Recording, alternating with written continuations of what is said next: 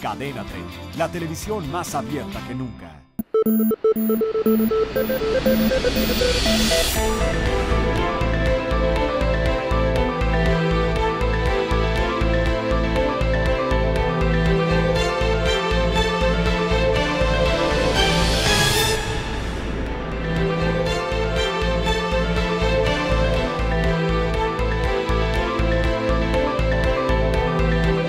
Muy buenas noches, le doy la bienvenida a otra emisión de Círculo de Ideas. Estamos en vivo desde la Ciudad de México y saludo la presencia de Francisco Sea. Querido Pascal, ¿cómo estás? Muy buenas noches. Ángel Verdugo. Buenas noches a todos. Buenas noches, ¿qué tal? Humberto Musacchio. Buenas noches.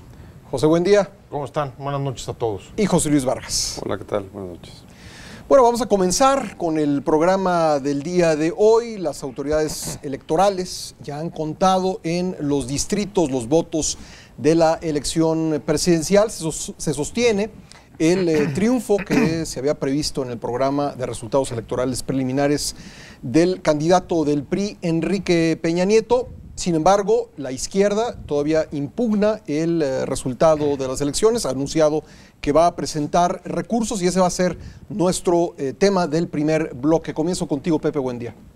Pues sí, en efecto, creo que después de que concluyó el cómputo y recuento de los votos por parte del IFE este fin de semana, todas las baterías ahora van a estar puestas en el Tribunal Federal Electoral, que tendrá que desahogar las acusaciones, las denuncias del PRD, en general de los partidos coaligados bajo la candidatura de Andrés Manuel López Obrador, y también, posiblemente, y es quizá lo que veamos ahora en esta semana, un PAN que se sume al reclamo de que la elección se limpie. Y ahí la gran duda.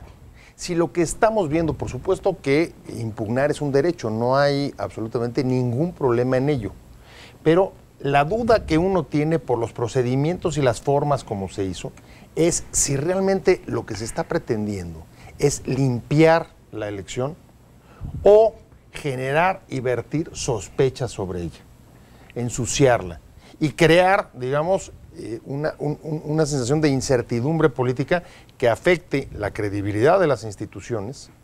Ya hay calificativos que se han vertido, por ejemplo, respecto del IFE, cuestionando su autonomía y hablando de una actitud omisa y parcial. Y llamándole cómplice, ¿no? Como hizo hoy Jesús Zambrano, presidente del PRD.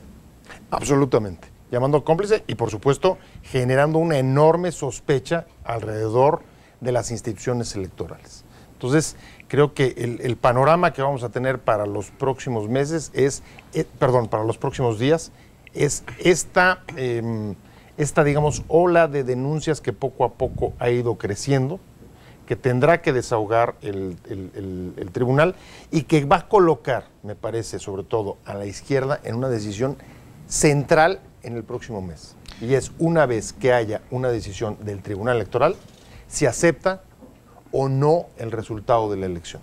Paco, o sea, tenemos señalamientos muy concretos, no probados todavía, pero muy concretos sobre la compra del voto por parte del PRI. Es una denuncia que ha hecho la izquierda y, como bien decía Pepe Buendía, el Partido Acción Nacional, que hasta el día de la elección, digamos, había reconocido el resultado, el triunfo parcial de Enrique Peña Nieto, pues ha sido convocado por la izquierda para denunciar en el mismo sentido la inequidad, digamos, de las elecciones.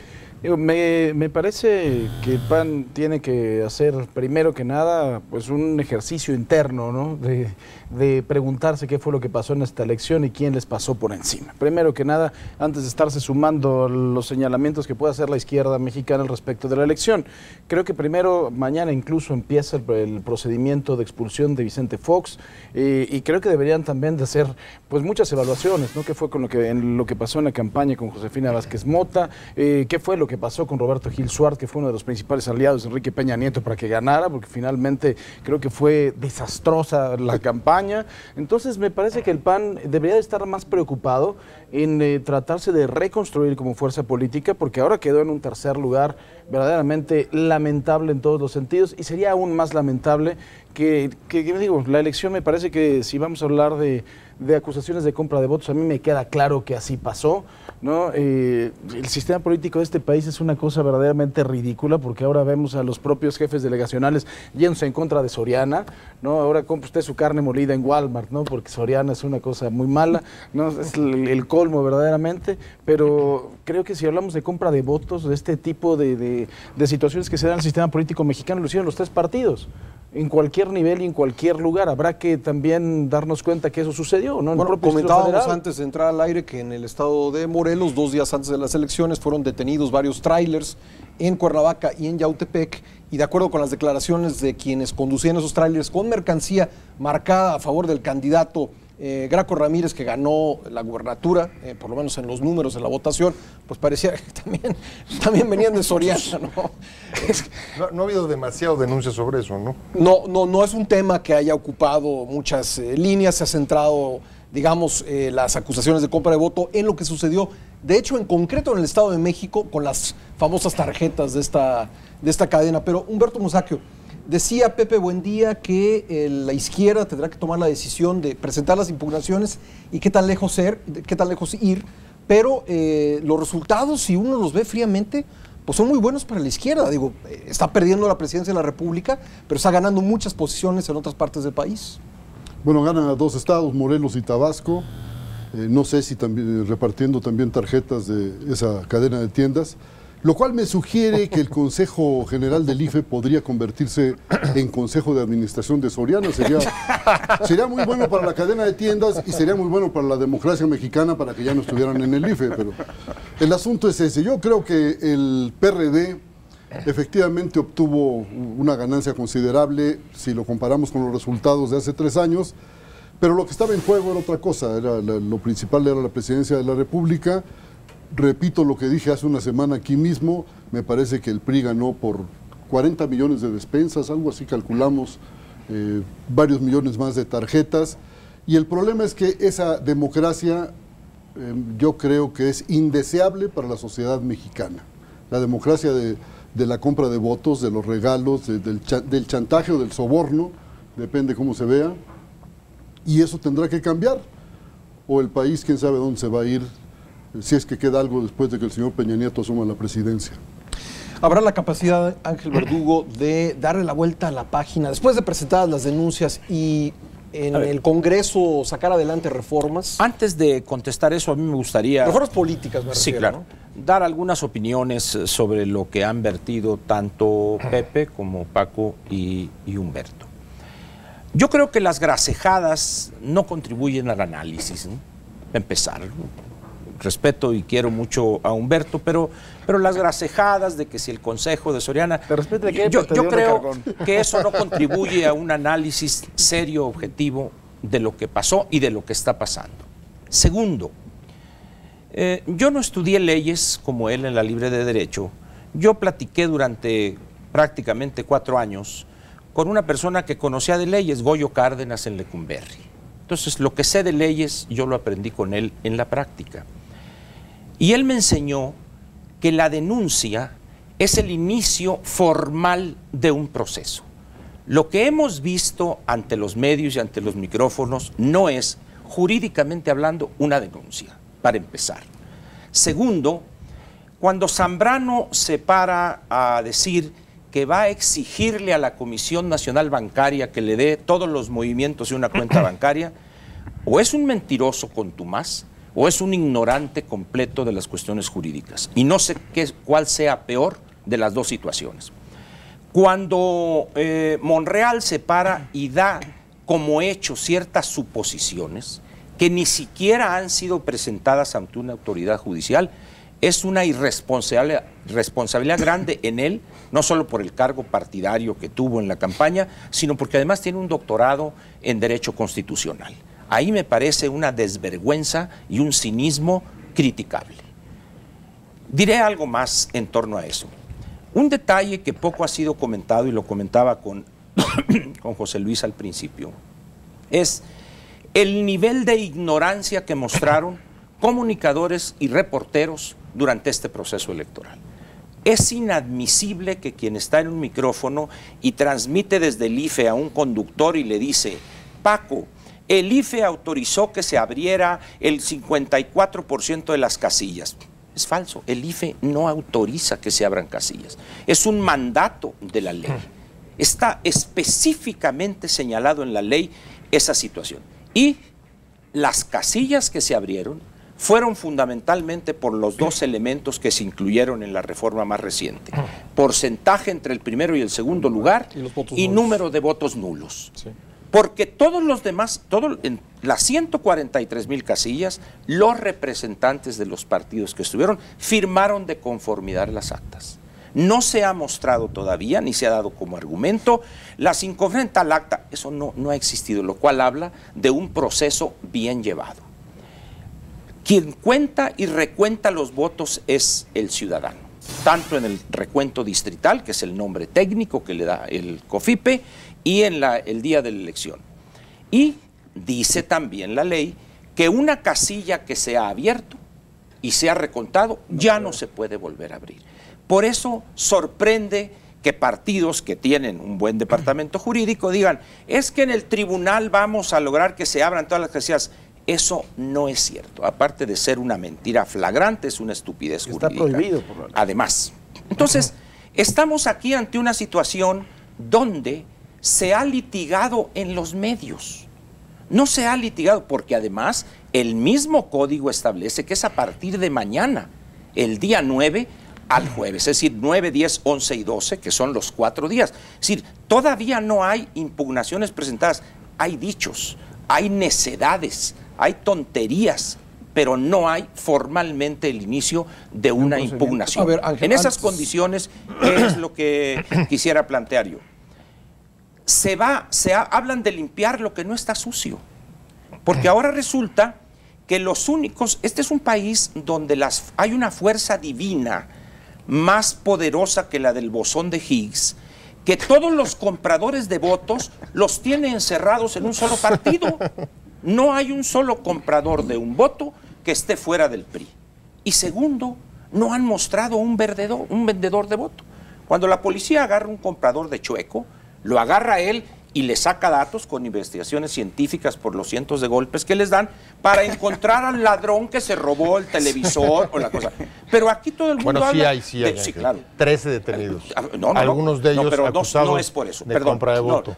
Pero no es por eso y todos alcanzaron fianza. A ver, Ángel Verdugo, ya volveremos sobre el tema de las reformas, es lo que quiero decir. Pero quiero preguntarle a José Luis, tiene razón Ángel Verdugo, no se han presentado todavía las impugnaciones, pero en función de lo que conocemos, José Luis, ¿cuál crees que pueda ser el futuro de este tipo de impugnaciones, tomando en cuenta que ya ha anunciado la izquierda que lo que quiere es la anulación total del proceso? Bueno, mira, yo creo que afortunadamente yo aquí diría una primera cosa. Hay que ver cuál es el comportamiento de los partidos antes de que se dicten los resultados y después.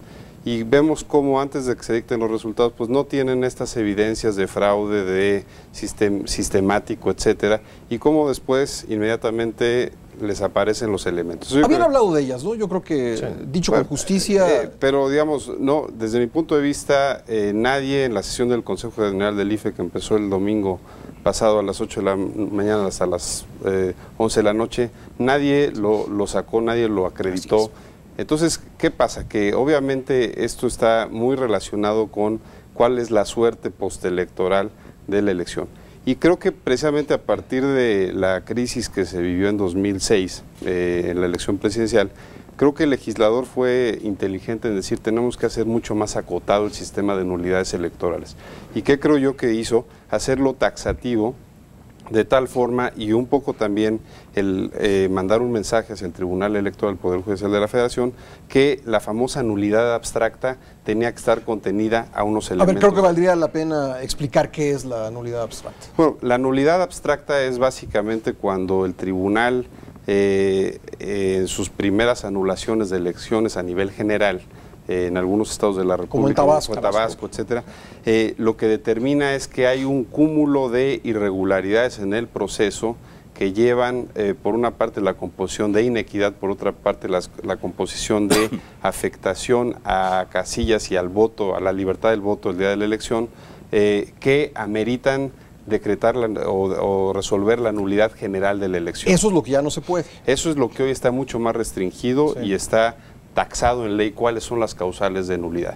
Y la ley es muy específica al decir, bueno, tiene que haber por lo menos un 25% de casillas a nivel nacional que tengan, por ejemplo, un cúmulo de irregularidades mayúsculas.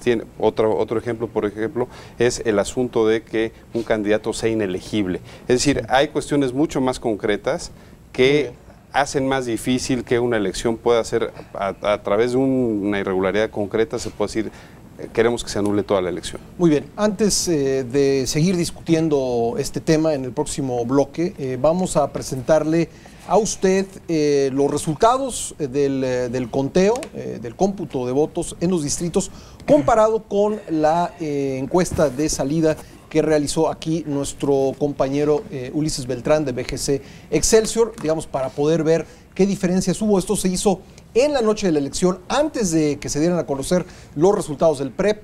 Lo tenemos en pantalla, el pronóstico que dio con base en la encuesta de salida y el conteo rápido, porque es una fórmula combinada. En el caso de Josefina Vázquez Mota, Ulises Beltrán fue de 25.4%.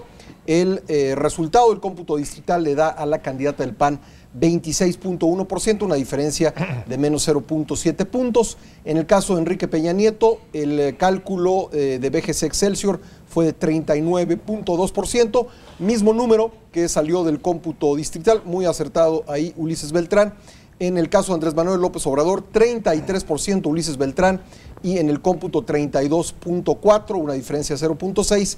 Y finalmente en el caso de Gabriel Cuadri, 2.4 en la encuesta de salida de BGC Excelsior y finalmente 2.3% en el cómputo distrital. Así que ahí están los números. Le fue re bien, hubiera venido. Le fue bien, no está hoy con nosotros porque anda de viaje. En esa sí, el problema son las anteriores. Claro, pues, le fue re bien. Muy bien, vamos a ir a una pausa, vamos a regresar. Hay mucho más que discutir sobre esta semana que ha pasado desde las elecciones del 1 de julio. Regresamos, esto es Círculo de Ideas, no se vayan.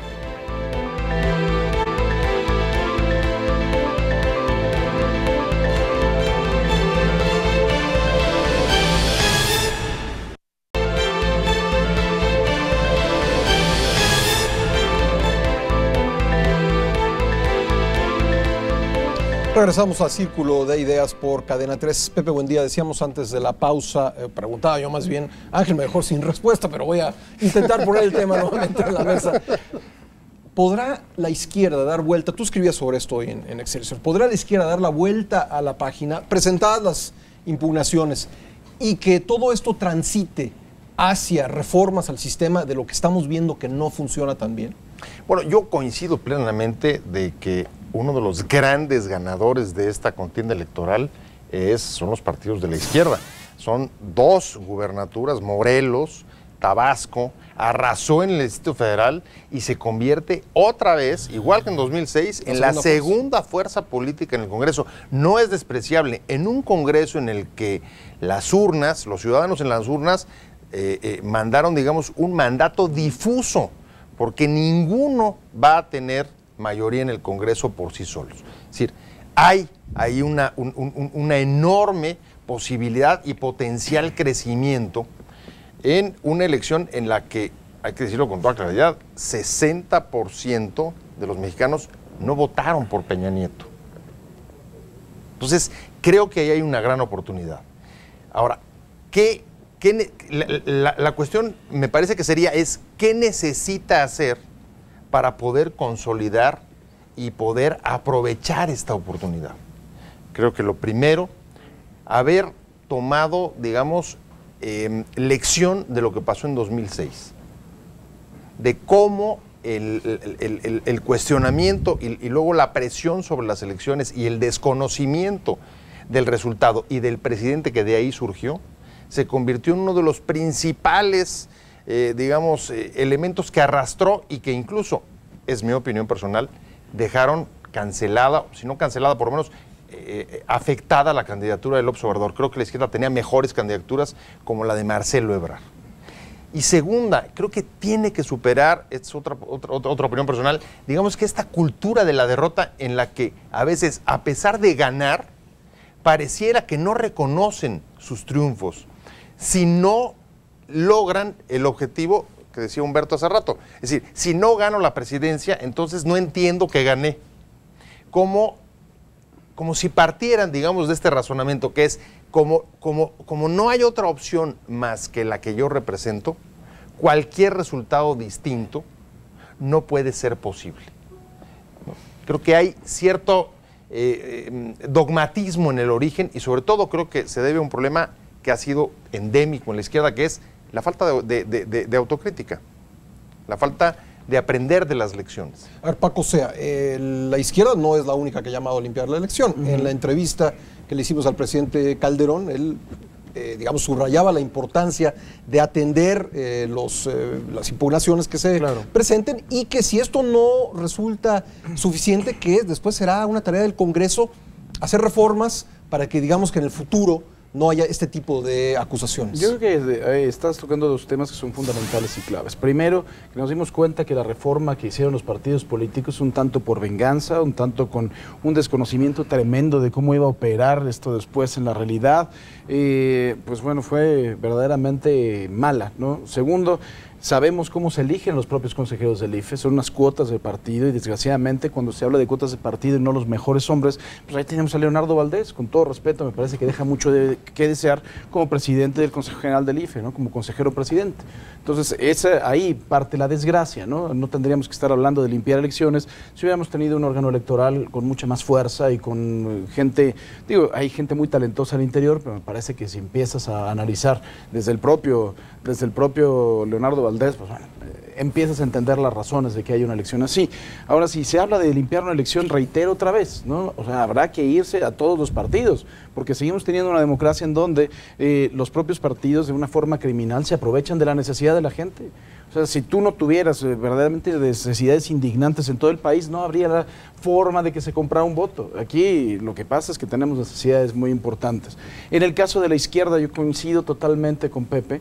Pues bueno, lo que lograron fue importantísimo, pero también yo creo que no podíamos esperar otra cosa de Andrés Manuel López Obrador. O sea, verdaderamente, ¿qué es lo que va a pasar con toda esa gente que desgraciadamente se ha ido radicalizando, que creen a pie juntillas que la elección verdaderamente fue comprada, que fue totalmente inequitativa, que habrá que pedir la nulidad total y absoluta? ¿Qué es lo que va a hacer con tantas viudas en la calle? Pues ya los sacó a la calle, es como cuando se saca el ejército de los cuarteles, no es lo mismo regresarlos. O sea, yo no puedo ver a un Andrés Manuel López Obrador que hoy diga, pues sí, perdí. Y toda la gente a la cual les vendieron, o historias o no, a lo mejor argumentos reales o no tengo los elementos en este momento para presentar mi impugnación y darle inicio al proceso del mismo, pero finalmente no podías esperar otra cosa. O sea, la gente ya cree esto, ni modo que se queden sin el líder que les diga, no, ¿saben qué? ¿Qué creen? Pues sí, perdí. No es algo que se puede esperar. Humberto Musacchio, este sexenio que termina, vimos que la reforma electoral incluyó descabezar al IFE, nombrar nuevos consejeros. ¿Estamos yendo hacia un escenario así o qué tipo de reformas prevés tú que se pudieran aprobar? No creo que haya la posibilidad de que este Consejo General vaya a cambiar. Está nombrado por todos los partidos, ha resultado a conveniencia del que ahora se dice mayoritario. No veo por dónde puede haber un cambio. Y por otra parte, la impugnación del PRD me parece que se fue por un camino incorrecto. El problema no está en los votos depositados en las urnas, ese no es el problema y además está demostrado por este recuento que se ha hecho en estos días. El asunto estaba desde meses antes en que ocurrieron un sinfín de irregularidades debidamente denunciadas por los partidos, por la prensa, por los candidatos, y que el Consejo General del IFE sencillamente no atendió.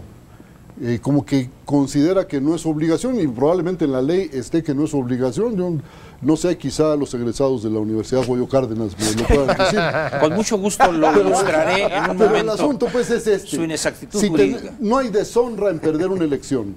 Que quede claro, yo creo que sería absurdo que el PRD considerara una deshonra perder, o el partido que sea, pero me parece que es una ofensa para la sociedad que quien gana la elección lo haga de esta manera, tirando dinero en cantidades hasta ahora inconmensurables, espero que algún día puedan medir, porque eso no contribuye a mejorar la calidad de la democracia mexicana, eso la envilece.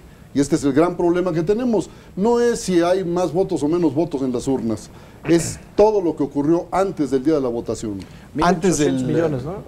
Habla la izquierda de 1817. 1.817 millones. Ángel Verdugo, habla Humberto Musacchio de denuncias presentadas antes de la elección. ¿Tú ves que esto pueda transitar hacia reformas?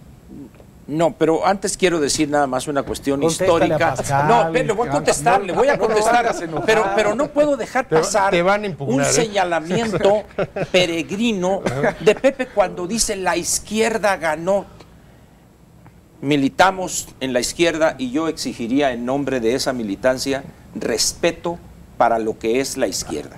La izquierda es Muñoz Ledo, Manuel Camacho, Marcelo Ebrard, López Obrador. Sí. No. Perdónenme, pero eso, digo, lo que pasa es que para ustedes es muy fácil decir, no, si es la izquierda porque el partido se dice, no es cierto, no. Es una cosa seria ser una organización de izquierda. Pero vayamos a las reformas. Yo pienso que las reformas que se hicieron, coincido con Paco, muchas de ellas fueron más bien producto de la bilis, del coraje, las de específicamente las de 2007 contra Luis Carlos Ugalde por algunos actores políticos destacados, pero al final de cuentas yo creo que el problema es de mayor profundidad. Antes de hablar de si será posible hacer reformas, un pueblo, una sociedad adquiere cultura democrática fundamentalmente por la vía del ejemplo de su clase política. Cuando nosotros vemos en Chile hace 2 elecciones, cuando el perdedor a las 8:30 de la noche camina de su cuartel general al del ganador y lo felicita, ese acto educa, ese acto eleva la cultura cívica y democrática de los electores chilenos. Aquí dicen, no, es que reconocieron su derrota. No, yo hasta ahorita no he visto de un solo candidato que reconozca su derrota. La única que se ha acercado a eso ha dicho, las tendencias no me favorecen, pero no. Es que entramos a la justificación, por eso estamos como estamos. Pues bueno, es que eso quiso decir, para eso llamamos a mi paisano Rubén Aguilar, pero la señora no reconoció la derrota. Entonces, va a haber reformas con esos de izquierda que dice Pepe. Yo creo que van a tomar la tribuna con mayor fiereza porque ahora son más y porque tuvieron más votos. Si no hacen una alianza abierta, franca, decidida, el PRI y el PAN, muy difícilmente se va a poder hacer una sola reforma. O se va a hacer a matacaballo, es decir, en contra de eso. Creo que esa va a ser la actuación. Muchas gracias, Ángel. José Luis, podríamos dedicar un programa completo a hablar de los plazos del proceso electoral mexicano, el plazo enorme de la transición. Bueno, a mí me llama la atención que son 2 meses los que tiene el tribunal para declarar al presidente electo, pero yo creo que es parte de la discusión, lo ha puesto en la mesa Andrés Manuel López Obrador, de que los mandatarios extranjeros que han felicitado a Peña Nieto no conocen el sistema mexicano y entonces se adelantaron porque no hay todavía una calificación de la elección. Sí, a ver, yo quisiera decir algo previamente que está relacionado con eso. Yo creo que a veces confundimos qué rol le toca hacer a cada autoridad electoral y de pronto decimos el IFE es el culpable de todo. Yo, perdón, pero no coincido con lo que aquí se ha dicho. Yo creo que el IFE ha hecho una excelente labor. Hay que considerar que votaron casi 70 millones de ciudadanos, que solo 2 casillas no funcionaron. Es decir, que la parte... 50, ¿no? 50 millones. Sí, perdón, 50, perdón. Que la parte principal de un proceso electoral, y que es la parte nodal de la autoridad electoral, es organizar un proceso electoral de ese tamaño de padrón que tenemos. Y que obviamente tiene que concluir con un cómputo exacto y perfecto. Y creo que esas 2 funciones han sido indiscutiblemente bien hechas por el IFE. Ahora bien, al IFE se le ha sobrecargado en los últimos años de una serie de atribuciones que desde mi punto de vista no le corresponden. Es decir, al IFE se le ha puesto a dirimir pleitos, pues casi de casa, de que me dijo, me insultó, le dijo, y le han consumido en este proceso electoral una cantidad de tiempo a la autoridad electoral y de recursos, que creo que no es su papel. Su papel, eso déjenselo a los tribunales. Y ahí es ahí a donde voy. Creo que muchas de las molestias que existen en torno a la compra y coacción del voto, que es donde yo ubicaría las irregularidades de este proceso, y de todos, porque en todos los procesos electorales a nivel nacional y a nivel internacional, obviamente existen este tipo de tentaciones individuales a querer comprar o a favorecer a un partido político. Pero ahora bien, eso creo que corresponde a otras instancias y creo que está mucho más en la órbita del tribunal y que está mucho más en la órbita de la Fiscalía Electoral. Ahora, ¿necesita 2 meses el tribunal para procesar? Yo lo que hay que entender es que el juicio de validez de la elección es un juicio en el cual se hace una revisión de todo lo que fue el proceso electoral. Hay que acordarse que cada una de las etapas del proceso electoral, que dura 9 meses, tiene partes conclusivas, es decir, hay una definitividad de cada proceso. ¿Para qué? Para que un partido no pueda alegar diciendo lo que hace 9 meses se revisó del padrón electoral, ahí había un vicio que hoy desconozco la elección. Y entonces, ¿qué pasa? Que el tribunal a lo que llega es ya a un resultado de varios juicios previamente hechos por los distintos partidos políticos y que obviamente toma mucho tiempo, primera, absorber todo el trabajo que hizo el IFE, todo el conteo, todo el cómputo, todas los recuentos ahora en esta elección, todas las impugnaciones de nulidades concretas, para poder llegar a una determinación de que todo el proceso en su conjunto es un proceso válido. A ver, Paco, para alusiones personales, pero fíjate cómo él lo hace con mucha elegancia, ¿no? Como tú, porque traes el tomahawk en la mano, mi querido. Pero yo quiero decir 2 cosas. Yo no coincido mata moscas a su estilo. Yo no estoy de acuerdo contigo, José Luis, te voy a decir por qué. Porque independientemente si esas atribuciones están en la ley, aunque se le hayan sobrecargado, pues ni hablar, son atribuciones del IFE. ¿Por qué digo que el IFE ha hecho un papel pésimo?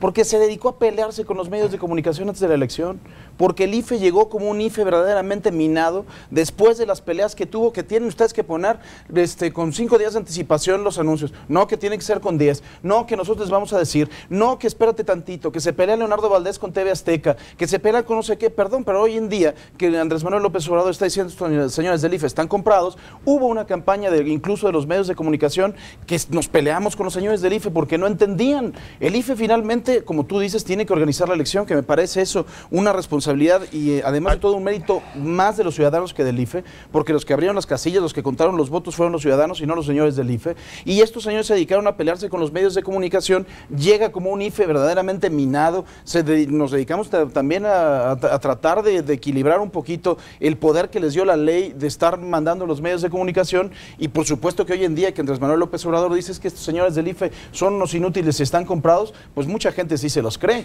Entonces yo creo que el árbitro, lejos de pelearse con los medios de comunicación antes de la elección, pues lo que tiene que hacer es precisamente si tienes tú y la ley te dio la atribución de que, a ver, este anuncio está feíto, a ver, quítalo, a ver, ponle, me parece, y estoy de acuerdo contigo, que es ridículo que el árbitro tenga que estar dirimiendo ese tipo de cosas, y me parece además de todo gravísimo para la democracia que estemos de verdad constreñendo así la libertad que puede tener un partido, ¿no? A ver, Pepe, a mí me gustaría agregar una cosa sobre ese punto en particular.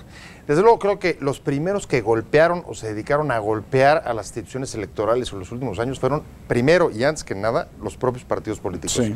Pero independientemente de eso, el punto que me gustaría hacer es que frente a la falta de lealtad de los actores, frente a la decisión de los partidos y de los candidatos de no reconocer un resultado, no hay institución.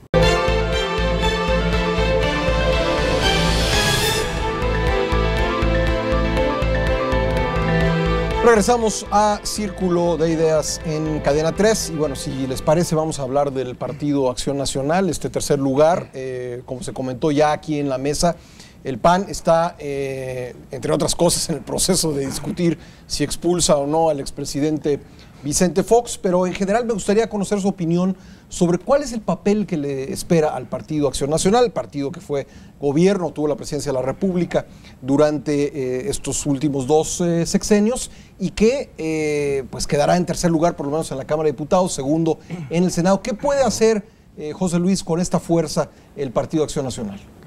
Bueno, yo creo que lo primero que el Partido Acción Nacional tenía que haber hecho en los días previos a la derrota, pues es verdaderamente hacer una reflexión de fondo, y creo que ahí un mal síntoma es pues la foto de Los Pinos con el presidente y una parte del PAN.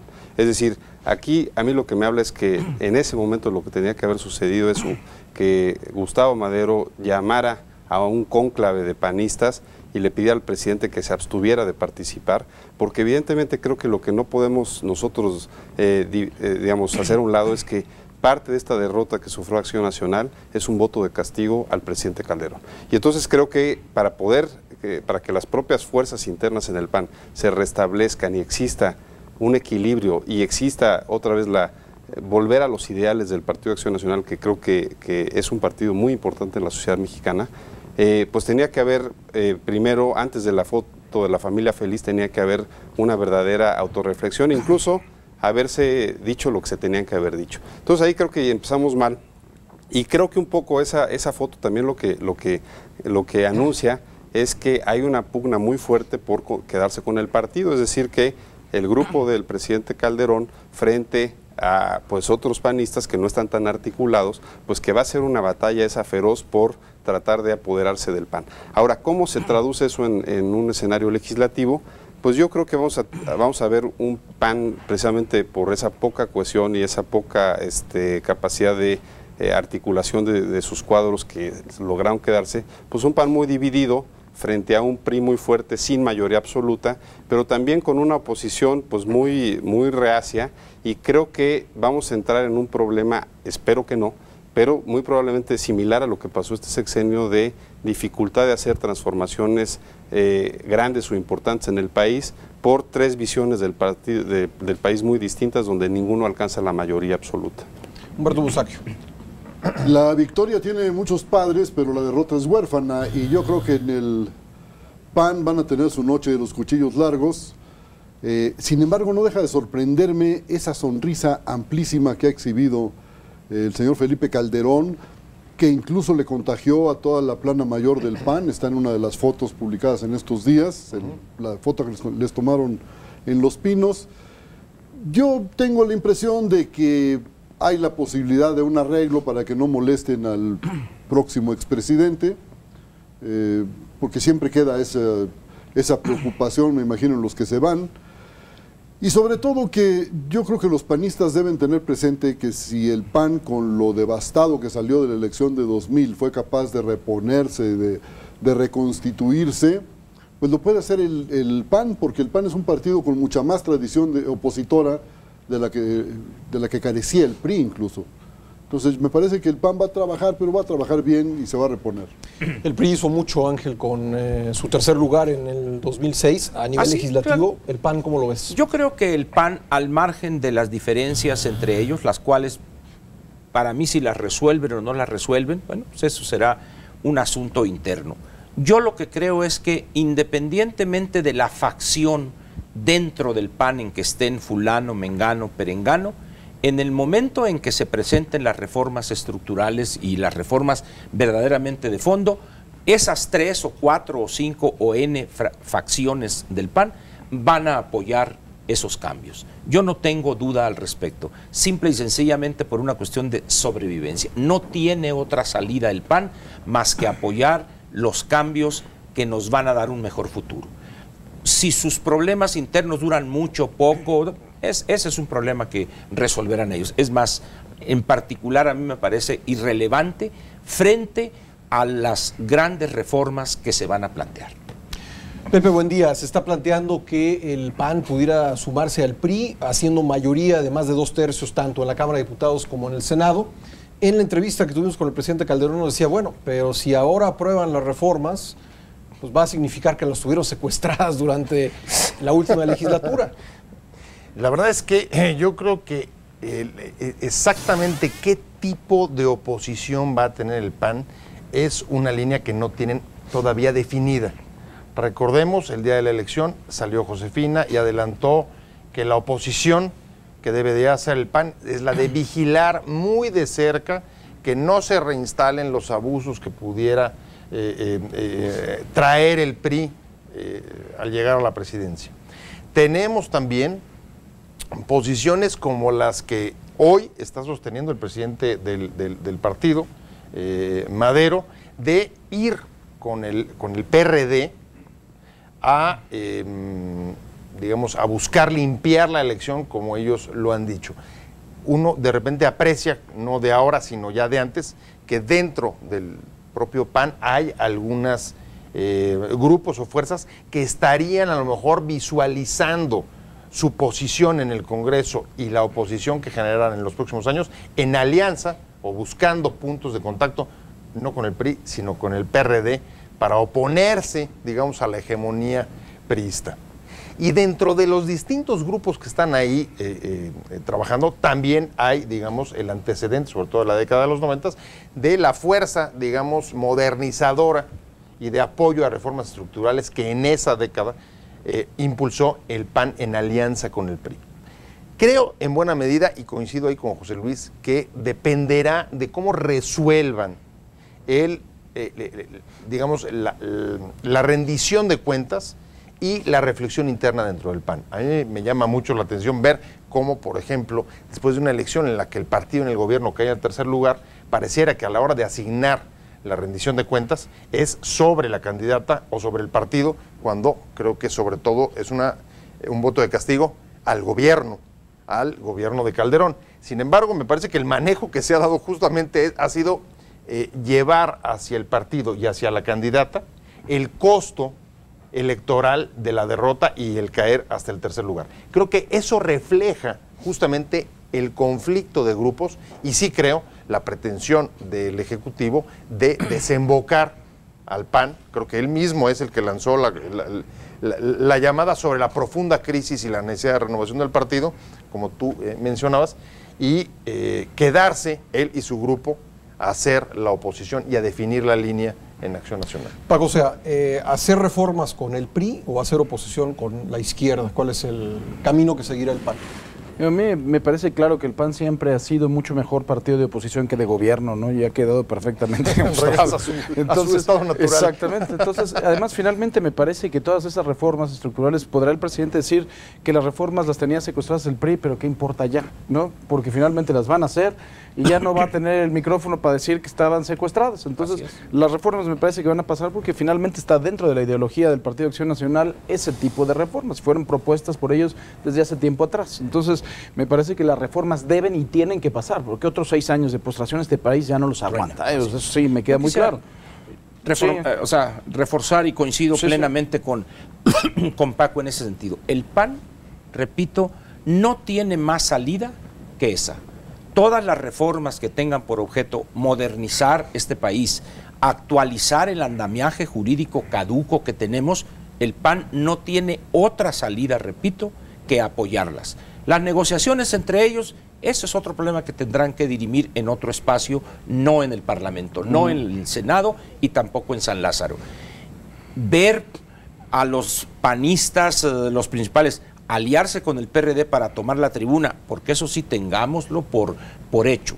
En el momento en que haya la reforma que sea, van a tomar la tribuna y se van a oponer. Y en ese momento el PAN va a tener que decidir a favor del PRI y repetir aquella alianza que fue en favor del país y que lo estamos viendo. Muchas de las reformas que se hicieron por esa colaboración son los que tienen prácticamente parado al país. Humberto, parado en el sentido positivo. Creo que el PAN está en la posibilidad de vender caro su amor a unos o a otros. Depende de qué es lo que se discuta en cada caso. Pero la condición para que pueda hacerlo, para que pueda apoyar las reformas por la derecha con el PRI o otros cambios por la izquierda con el PRD, si es que se vale hablar de esa izquierda, depende de cómo arreglen sus problemas internos los panistas. Si nos vamos a enfrentar a un periodo largo de discrepancias internas, dudo mucho que puedan ser útiles para hacer esos arreglos, hacer esas alianzas de las que hemos estado hablando. Muy bien, vamos a hacer una última ronda. Les pido a todos que hagamos una conclusión, digamos, hacia futuro. ¿Qué es lo que veremos en los días por venir? Por lo pronto, en la próxima semana, José Luis.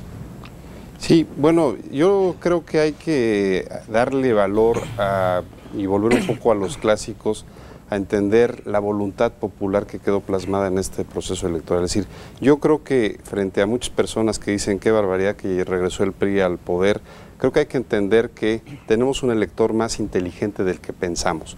Y por algo le dio a un partido una mayoría, pero no le dio el poder absoluto. Y creo que eso los partidos lo tendrían que asimilar y lo tendrían que manejar a su interior, en el entendido de que tienen que haber una inteligencia de que de aquí en adelante el votante es un votante que castiga, primer punto. Creo que otro tema importante es que dentro del propio PRI habrá una posición del propio próximo presidente Peña Nieto. Y creo que gente, por ejemplo, como Mario Fabio Beltrones, como el senador Emilio Gamboa, van a ser pues una especie de contrapesos internos dentro de un propio partido. Entonces, también tenemos que entender cómo el PRI se va a organizar al interior y cómo tampoco la van a tener tan fácil. Y finalmente lo que dicen, las reformas van a ser muy importantes y creo que eso va a llevar a un PRI a entender que tienen que ser mucho más pragmáticos y también ya entendieron que se pueden ir del poder si hacen las cosas mal. Pepe.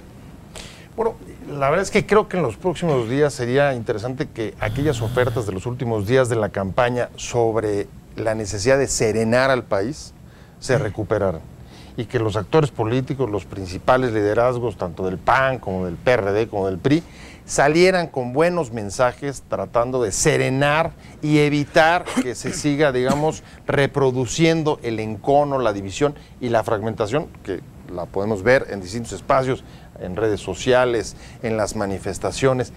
A veces toma alguna temperatura que creo que no nos conviene a ninguno seguir alimentando. Ángel. Yo creo que esa petición de serenarse debe hacérsele nada más al grupo de estos tres partidos. Si ha habido un partido sereno y un candidato ya triunfador, con prudencia y mesura, pues ha sido el PRI y Peña Nieto. Pues aunque te rías, Humberto, ahí están los hechos. Termino diciendo, Pascal, en relación con el futuro. Yo creo que de aquí al jueves, o de mañana al jueves, vamos a ver una serie de impugnaciones, las cuales, y elaboro un pronóstico, muchas de ellas las desechará el tribunal por notoriamente improcedentes. El proceso va a ser declarado válido, sin mayores problemas, y ya tenemos presidente. Eso es lo que pienso. Humberto.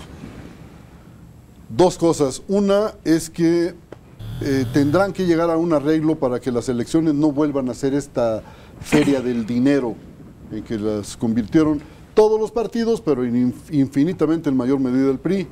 Me parece que ese es un acuerdo básico sin el cual la democracia mexicana no tiene futuro. Y el otro es que si el señor Peña Nieto y su partido vuelven a la presidencia de la República, hay que tener muy presente que ellos vuelven al gobierno, pero el viejo régimen se murió, ese no va a volver.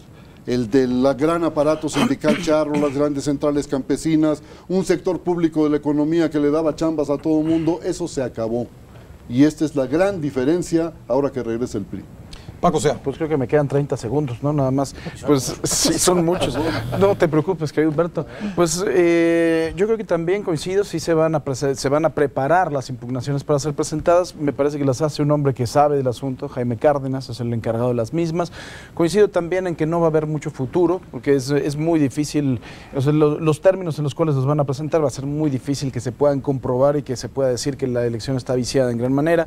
Y no sé, mi querido Pepe, yo no veo al país. A mí me decían que se serenan las alubias, ¿no? Y se serenan los frijoles, pero yo veo que a lo mejor está mucho más focalizado ese asunto. No veo un descontento social tan importante como en el 2006 desde mi punto de vista. Muy bien, pues ya lo estaremos discutiendo la próxima semana. Acompáñenos en Círculo de Ideas el próximo domingo a la misma hora, 21 horas aquí por Cadena 3. Muchas gracias a nuestro panel, muchas gracias a ustedes por habernos visto en casa. Aquí estaremos la próxima semana. Soy Pascal Beltrán del Río. Hasta la próxima.